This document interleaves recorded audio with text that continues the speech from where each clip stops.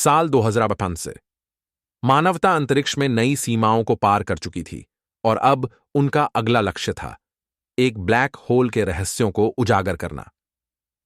SS discovery नामक अंतरिक्ष यान को इस मिशन के लिए तैयार किया गया। इसके क्रू में 5 वैज्ञानिक और अंतरिक्ष यात्री थे। कैप्टन एडम ग्रेव्स, अनुभवी अंतरिक्ष यात्री और मिशन लीडर डॉ.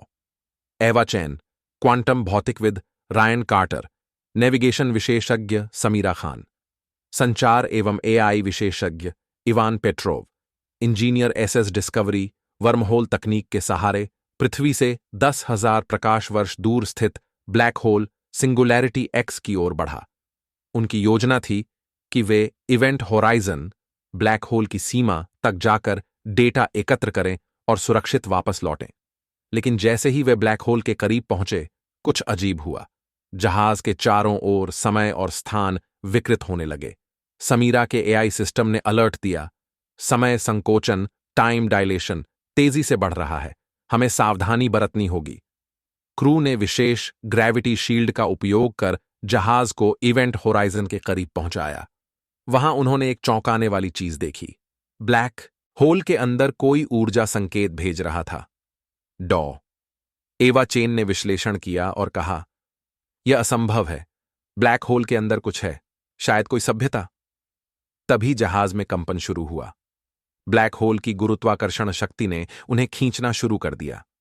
रायन ने तुरंत जहाज को वापस मोड़ने की कोशिश की, लेकिन अचानक वे किसी दूसरे स्थान पर पहुंच गए, एक बिल्कुल नई आकाशगंगा में। यहां उन्हें एक रहस्यमयी संरचना मिली जो एक प्राचीन एलियन सभ्यता द्वारा बनाई गई थी। वहां उन्होंने एक संदेश पढ़ा, हम वे हैं जो समय में खो गए। यदि तुम यह संदेश पढ़ रहे हो तो तुम भी फंस चुके हो, लेकिन बाहर निकलने का एक रास्ता है। कैप्टन एडम ने एलियन संदेश को डिकोड करने का फैसला किया। समीरा और इवान ने उस तकनीक को सक्रिय किया जिससे एक नया वर्महोल खुल गया। उन्होंने जहाज को उसमें प्रवेश कराया और अचानक वे वापस अपने ही सौर मंडल में प्रकट हुए। लेकिन यह 500 साल बाद का समय था। पृथ्वी अब पूरी तरह बदल चुकी थी। इंसान अधिक उन्नत हो चुके थे, लेकिन एसएस डिस्कवरी और उसके क्रू को इतिहास में खोया हुआ माना जाता था।